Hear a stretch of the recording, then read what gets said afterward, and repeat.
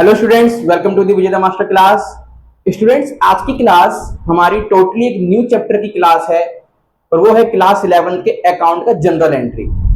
जैसे कि मैंने आपको लास्ट पार्ट में, जब हमने rules of debit and credit खत्म किया था, उसके लास्ट पार्ट में ही मैंने आपको इसका हल्का सा ओवरव्यू दे दिया था, है ना। आज अब जो क्लास होगी, इसके 2-3 पार्ट जो भी आएंगे इसके अपकमिंग क्लासेस में, वो पूरी की पूरी डेडिकेटेड जनरल एंट्री पे ही होगी। तो स्टूडेंट्स, आज की क्लास शुरू करने से पहले एक अनाउंसमेंट भी करना चाहूंगा कि आप लोगों के लिए मैं जितना एफर्ट दिखा रहा हूं, मुझे लग रहा है कि आप लोगों के पास से उतना एफर्ट नहीं आ रहा है, क्योंकि मेरे चैनल्स पे सब्सक्राइबर्स बढ़ ही नहीं रहे हैं और साथ ही व्यूज भी नहीं आ रहे हैं। तो आप सबसे रिक्वेस्ट है, ज्यादा से ज्यादा मेरे वीडियो को शेयर कीजिए और कमेंट करके भी बताइए मेरा एफर्ट कैसा लग रहा है। स्टूडेंट्स, प्लीज रिक्वेस्ट है सबसे, जितने भी स्टूडेंट्स कहीं से भी देख रहे हो, चाहे वो आपका दिल्ली से है, यूपी से है, किसी भी स्टेट से है आपका वो सॉरी, तो आप लोग अपना मुझे सपोर्ट दिखाइए ताकि मैं भी एक नया चेहरा बन सकूं यूट्यूब के इस प्लेटफॉर्म पर कॉमर्स के बच्चों के लिए। ठीक है स्टूडेंट्स, तो आइए अपना आज का टॉपिक शुरू करते हैं, जनरल एंट्री। तो देखो स्टूडेंट्स, जनरल एंट्री होता क्या है, एक हल्का सा डेफिनेशन मैंने यहाँ राइट डाउन किया है, फिर एक कुछ क्वेश्चंस देखेंगे। ठीक है स्टूडेंट्स, तो देखो जनरल एंट्री क्या है, ये एक है ना प्राइमरी बुक होती है आपकी, मतलब जो सबसे पहले एंट्री जहां पे की जाती है बुक ऑफ अकाउंट में, ठीक है ना। और किस ऑर्डर में की जाती है स्टूडेंट्स, क्रोनोलॉजिकल ऑर्डर में, ठीक है। और जिसमें जो एंट्री की जाती है उसमें जो सपोर्टिंग डॉक्यूमेंट होते हैं वो अकाउंटिंग वाउचर्स होते हैं, जैसे कि आपका इनवॉइस हो गया, आपका कैश मेमो हो गया, बिल हो गया, जो भी आता है, ठीक है ना। जो भी आपका सोर्स, जहां से आपने कोई सामान खरीद कर आया, कुछ ना कुछ तो आपको मिला होगा एज अ एविडेंस, उसी एविडेंस के बेस पे हम क्या करते हैं, जनरल एंट्री में एंट्रीज को पास करते हैं। और जैसे जो सामान, जैसे मान लो सबसे पहले आप क्या खरीद के लेके आए, अपने फैक्ट्री के लिए कुछ मान लो फैन खरीद के लेके आए, तो सबसे पहले फैन की एंट्री होगी, उसके बाद अगर आप कुछ और लेके आ रहे हो तो उस चीज की एंट्री होगी, यानी क्रोनोलॉजिकल ऑर्डर में होगा। ठीक है स्टूडेंट्स, तो जनरल एंट्री क्या है स्टूडेंट्स, बुक ऑफ अकाउंट में जिसकी एंट्री सबसे पहले की जाए क्रोनोलॉजिकल ऑर्डर में और अकाउंटिंग वाउचर्स के बेस पे, तो वो क्या है, आपका जनरल एंट्री है। ठीक है ना। अकाउंटिंग वाउचर्स क्या है स्टूडेंट्स, जैसे कि आपका कैश मेमो हो गया, आपका इनवॉइस हो गया, बिल हो गया, जो भी सामान जब आप खरीद के लेके आते हो, जो एविडेंस आपको मिलता है वही आपका अकाउंटिंग वाउचर होता है। ठीक है ना। तो आइए स्टूडेंट्स, देखो डेफिनेशन मैंने क्या लिखा है, a journal is the primary book of account in which transaction are first recorded. सबसे पहले यहाँ पे ट्रांजेक्शन रिकॉर्ड की जाती है इन अ क्रोनोलॉजिकल ऑर्डर। ठीक है, किस ऑर्डर में, क्रोनोलॉजिकल ऑर्डर में सॉरी स्टूडेंट्स। अच्छा, ये जो मैंने क्वेश्चंस राइट डाउन किए हैं 6, इनको करने से पहले आपको कुछ बेसिक समझना पड़ेगा, जो मैं पहले भी आपको बता चुका हूं। ये बार बार इसलिए बता रहा हूं ताकि आप भूलो ना, आपको रिवाइज हो जाए। ठीक है ना। जिनको याद है उनके लिए रिवाइज हो जाएगा, जिनको याद नहीं है उनको याद आ जाएगा। ठीक है, तो देखो स्टूडेंट्स, मैंने आपको एक वर्ड बताया था, डेबिट, कब कौन सी चीज डेबिट होगी, कब कौन सी चीज क्रेडिट होगी, है ना। एक मैंने ट्रिक बताया था, ट्रिक का नाम क्या था, क्लियर, CLEAR। ठीक है। C4 आपका क्या होता है स्टूडेंट्स, कैपिटल। L4 क्या होता है स्टूडेंट्स, लाइबिलिटी। E4 क्या होता है स्टूडेंट्स, एक्सपेंस। और A4 क्या होता है स्टूडेंट्स, एसेट। और R4 रिवेन्यू। ठीक है स्टूडेंट्स, मैंने आपको बताया था इन दोनों का जो आपका अकाउंट होता है, एसेट और एक्सपेंस का, ये आपका डेबिट साइड इंक्रीज होता है और क्रेडिट साइड डिक्रीज होता है, यही बताया था। अगर याद नहीं है तो अभी बता दे रहा हूं, याद रखो उसको। एसेट और एक्सपेंस का अकाउंट जो होता है वो डेबिट साइड बढ़ता है, क्रेडिट साइड घटता है। यदि आपका एक्सपेंस बढ़ रहा है तो डेबिट साइड, घट रहा है तो क्रेडिट साइड। आपका कैश बढ़ रहा है तो डेबिट साइड, कैश घट रहा है तो क्रेडिट साइड। और इनके बारे में, CLR के बारे में, CLR के बारे में मैंने क्या बताया था स्टूडेंट्स, ये आपका डेबिट साइड तो डिक्रीज होता है और क्रेडिट साइड इंक्रीज होता है ना। हमें बस इसी को ध्यान में रखना है और एंट्री पास करनी है। ठीक है, तो आइए अपने इस क्वेश्चंस को ट्राई करते हैं। अच्छा, ट्राई करने से पहले एक चीज और, जनरल एंट्री का फॉर्मेट क्या होता है। हमें फॉर्मेट को ध्यान रखना है स्टूडेंट्स, ठीक है ना। तो फॉर्मेट क्या होगा, देखो सीरियल नंबर, डेट, चलो डेट ही लिख देते, सीरियल नंबर हटाओ, कोई दिक्कत नहीं है वैसे। डेट, पर्टिकुलर, ठीक आता है एल एफ, एल एफ का फुल फॉर्म होता है स्टूडेंट्स लेजर फोलियो, ठीक है ना। फिर आता है आपका डेबिट अमाउंट, फिर आएगा इधर क्रेडिट अमाउंट। तो आपका ये जो फॉर्मेट है, ये जो फॉर्मेट है स्टूडेंट्स, ये आपका जनरल एंट्री का फॉर्मेट है, ठीक है। आप कोई भी जनरल एंट्री पास करोगे ऐसा ही बनाओगे फॉर्मेट, ठीक है स्टूडेंट्स। तो आइए अपना सबसे पहला क्वेश्चन ट्राई करते हैं और देखते हैं कि क्या कह रहा है। क्वेश्चन तो काफी बड़े बड़े थे बुक्स में, मैंने काफी शॉर्ट में लिखा हुआ है स्टूडेंट्स, ठीक है ना। हाँ, आपको क्या कहना चाह रहा है वो समझ में आ जाएगा। कह रहा है Shri Datta started business with cash ₹1,00,000। Shri Datta ने क्या किया है, बिजनेस को स्टार्ट किया है कितने रुपए से, 1,00,000 के रुपए से। अब बिजनेस से उसने क्या किया है, 1,00,000 रुपए से बिजनेस को स्टार्ट किया है ना। तो बिजनेस में क्या आया, कैपिटल। तो कैपिटल किधर बढ़ता है स्टूडेंट्स, क्रेडिट साइड। देखो CLR, C फॉर कैपिटल, कहां बढ़ रहा है, क्रेडिट साइड, है ना। और हमने क्या किया है, कैश के थ्रू किया है, तो इससे क्या होगा, मेरा इंक्रीज होगा एसेट अपनी मेरे फैक्ट्री में, ठीक है ना। तो एसेट जब बढ़ेगा तो क्या होगा, डेबिट साइड एंट्री होगी। तो ये क्या हो जाएगा students, cash account debit to capital account, ठीक है ना। इसकी एंट्री कैसे होगी, इसको थोड़ा सा बड़ा कर देता हूं मैं।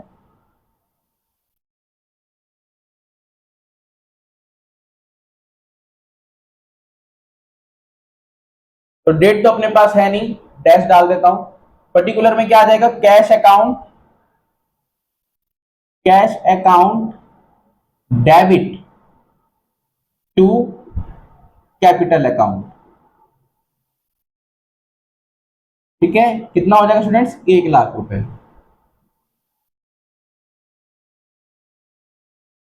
हमेशा ऊपर पहले डेबिट वाली एंट्री होगी, फिर नीचे उसकी क्रेडिट वाली एंट्री होगी, ध्यान रखना। सबसे पहले हमेशा किसकी एंट्री होगी स्टूडेंट्स, डेबिट वाली, ठीक है। ओके स्टूडेंट्स, यहां पे जब आप कर लेते हो एंट्री को पास, तो हमें एक नरेशन भी लिखना होता है कि पता चले कि एंट्री किसकी है। तो नरेशन का मतलब क्या होता है, एक इंफॉर्मेशन छोटा सा कि एंट्री है किसकी। ऐसे बिंग लिखोगे, BEING, उसके बाद लिखोगे स्टार्टेड बिजनेस विद कैश, ठीक है ना। स्टार्टेड बिजनेस विद कैश, मेरे पास तो स्पेस कम है इसलिए मैंने ऐसा लिखा है स्टूडेंट्स, ठीक है। अब मैं जितनी भी एंट्री करूंगा स्टूडेंट्स, ऐसा फॉर्मेट नहीं बनाऊंगा। आप लोग हमेशा फॉर्मेट बनाना इसका, ठीक है ना। जैसे हर एक क्वेश्चन का मैं अभी यहाँ अलग अलग फॉर्मेट बनेगा, ठीक है। क्यों, क्योंकि एक क्वेश्चन नहीं है, अलग अलग क्वेश्चन है। एक फुल फ्लैश क्वेश्चन लेके आऊंगा नेक्स्ट पार्ट में, ठीक है ना। एक दो पार्ट लेके आऊंगा ताकि आप पूरे के पूरे इसमें क्या हो जाओ, एकदम कंफर्म हो जाओ कि क्वेश्चन करना कैसे, कोई डाउट आए ना। तो ये थी मेरी पहली एंट्री स्टूडेंट्स, ठीक है ना।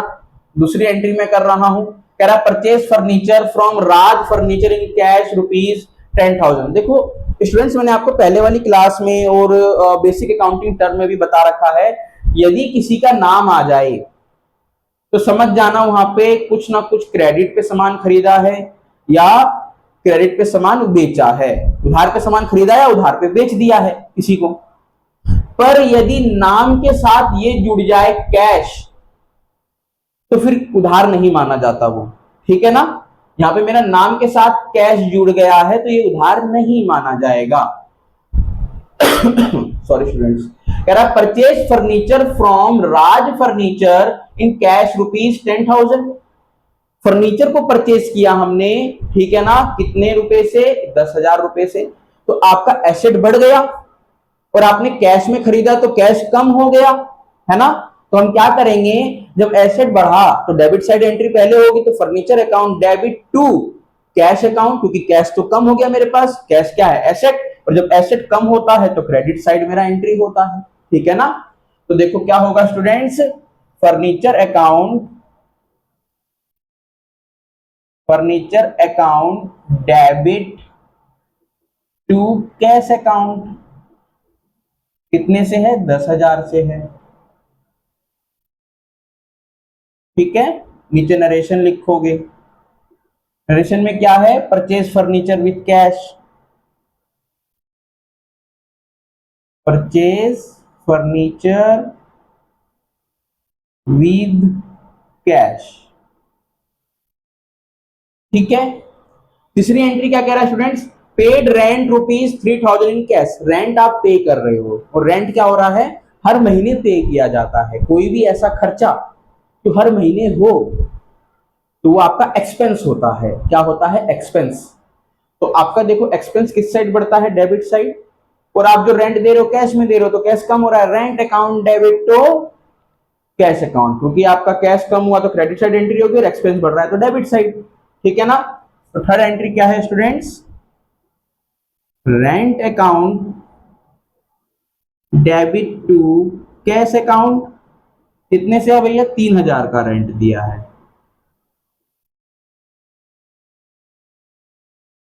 तो यहां लिखोगे पेड रेंट या रेंट पेड, जो भी आपका मन करे। फोर्थ एंट्री क्या है students, purchase goods for ₹50,000 in cash. ठीक है ना, गुड्स परचेज किया है। ठीक है स्टूडेंट्स, कितने का, 50,000 का, और किसमें, कैश में। तो कैश आपका कम हो जाएगा, गुड्स आपके बढ़ जाएंगे। तो goods account debit to, goods account debit to cash account. कितने से, 50,000 से।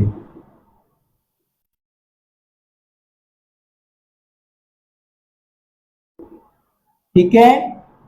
तो क्या आ जाएगा, परचेज गुड्स ना, हाँ परचेज गुड्स इन कैश। ठीक है। फिफ्थ क्वेश्चन, फिफ्थ में क्या कह रहा है, interest received for ₹1,00,000 in cash. Interest receive हुआ है। जब इंटरेस्ट रिसीव हो रहा है तो आपका क्या है, ये फायदा है, कैश में रिसीव हुआ है। ठीक है ना। तो आपका कैश बढ़ जाएगा तो डेबिट साइड होगा, और इंटरेस्ट रिसीव है तो आपकी इनकम है, रिवेन्यू है। तो रिवेन्यू जब बढ़ता है तो क्रेडिट साइड बढ़ता है। ठीक है ना। तो कैश भी बढ़ रहा है और क्रेडिट भी बढ़ रहा है। तो आपका क्या होगा, cash account debit to interest received account. ठीक है, cash account debit to interest received account. कितने से, 1,000 का इंटरेस्ट रिसीव हुआ है। ठीक है ना। बीइंग क्या दोगे, नरेशन इंटरेस्ट रिसीव्ड,